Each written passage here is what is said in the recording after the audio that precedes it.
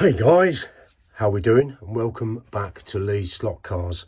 It's been a long time. I hope you've all had a good Christmas. I have.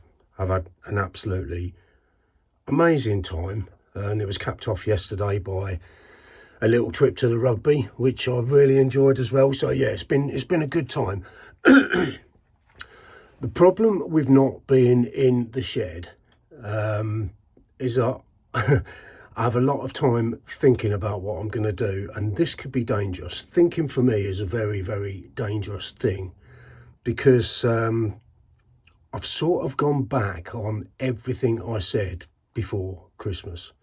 When I said, I love this layout, I'm going to keep it the same, but just tweak things and gradually the new theme will evolve, over a period of time. Well, that didn't really work out too well because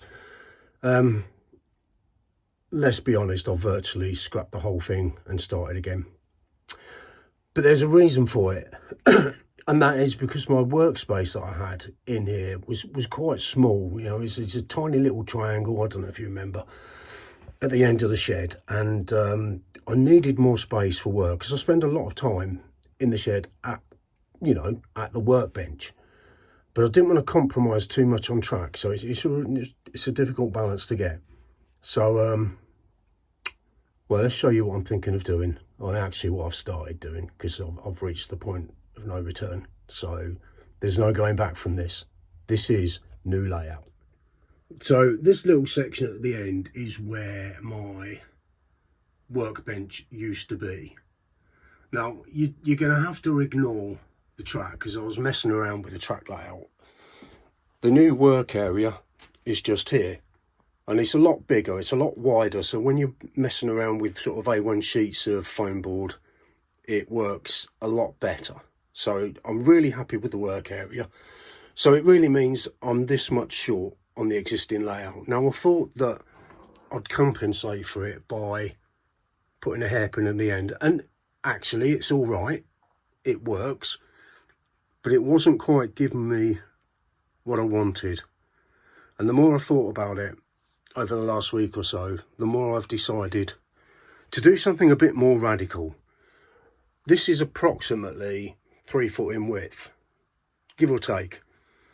What I think I'm going to do is extend this out, because this part here of the shed really is wasted space. It's just it's a corridor in effect, it's a place you walk up to get to the old workbench, whereas I don't have to do that now. So this bit here can be quite narrow, because all I'm going to be doing is walking up here to race the cars or add a bit of scenery, and all that sort of thing. So this sort of makeshift shelf is going to come out.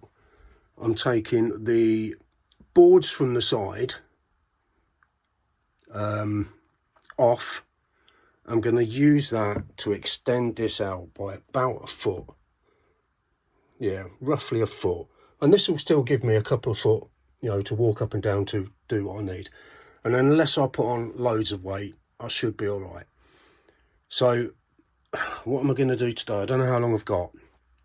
But I'm going to make a start, because the first thing I need to do is to strip down this bit of the layout, take this out, move this temporary cupboard somewhere, God knows where, move it. So this bit is all completely clear.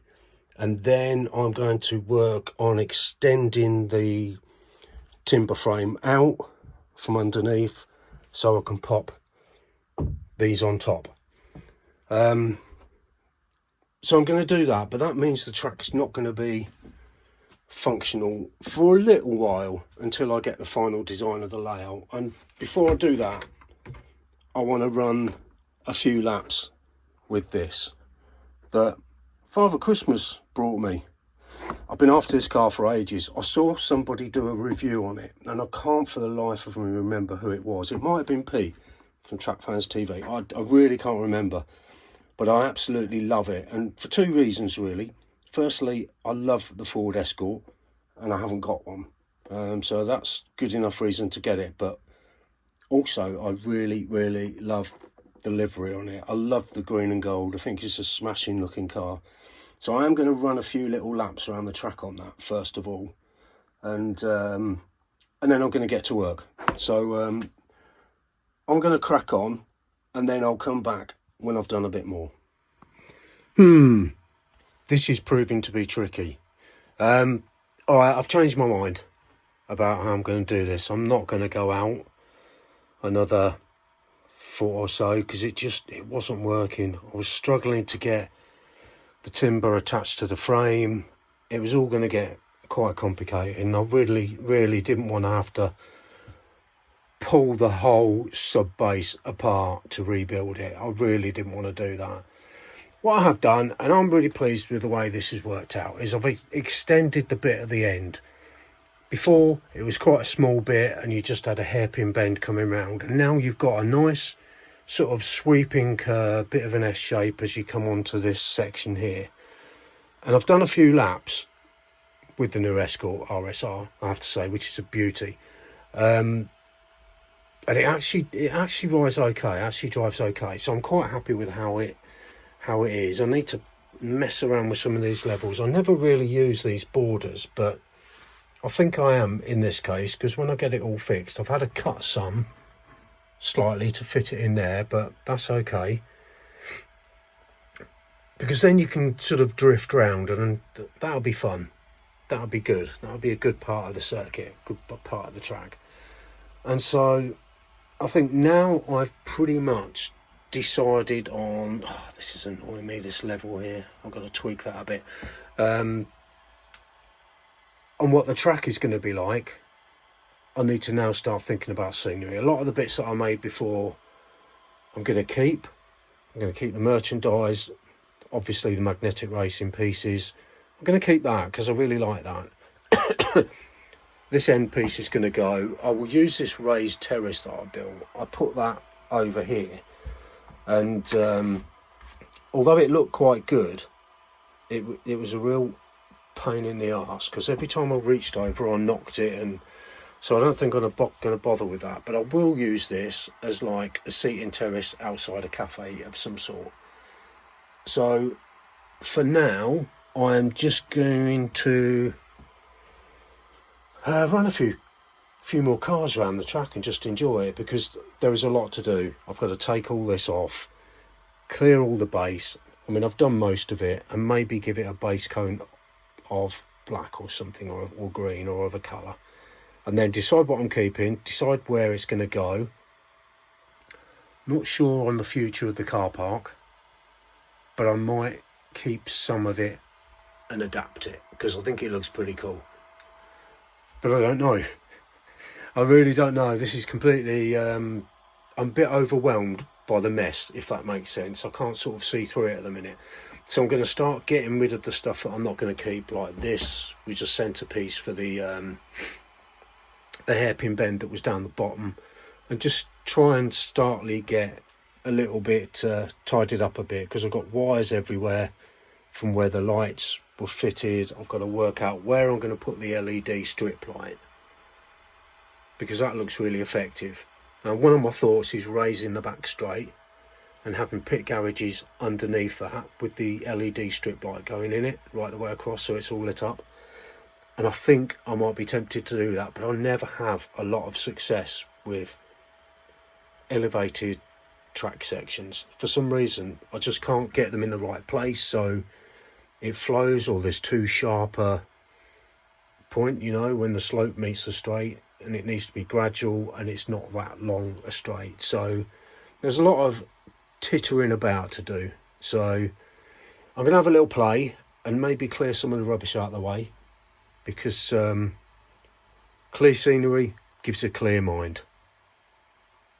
Yeah, that's bullshit. Anyway, let's crack on. Right, after a lot of messing about and fiddling about, I have an elevation. Yes, indeed. So here's me saying I'll never have any luck with elevations. Well,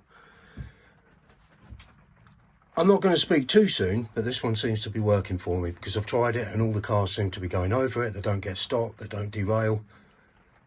It's looking good. And I've done it using, yeah, you guessed it, foam board, but I've doubled up the thickness of the supports, so it actually makes it quite solid. So when I'm cleaning the track, I can put a little bit of downward pressure on it without it buckling too much.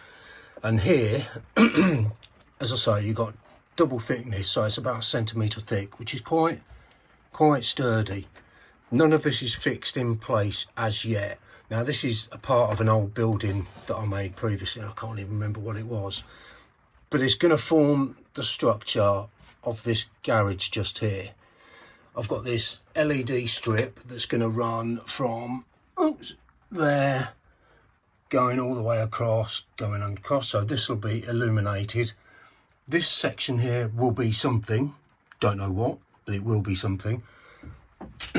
Mainly because the light fits under it, and why not make use of that space? So I'm going to do that. This will be something here, and I don't know. The rest is just make it up as you go along. Well, it's all make it up as you go along, really.